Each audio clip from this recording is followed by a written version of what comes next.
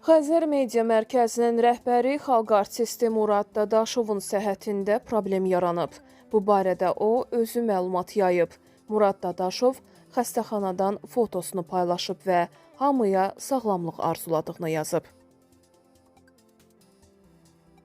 Quba rayonunda ölümlə nəticələnən qəza baş verib. Hadisə dünən saat 17 radələrində rayonun Qımılqazma kəndi ərazisində qeydə alınıb.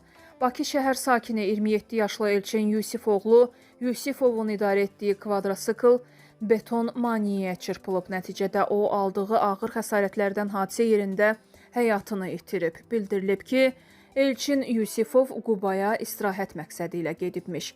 Faktla bağlı araşdırma aparılır.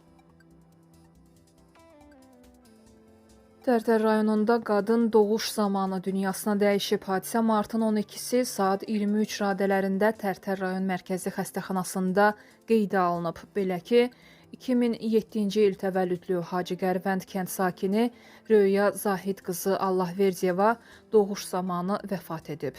Yeni doğulan körpənin həyatını xilas etmək mümkün olub. Faktla bağlı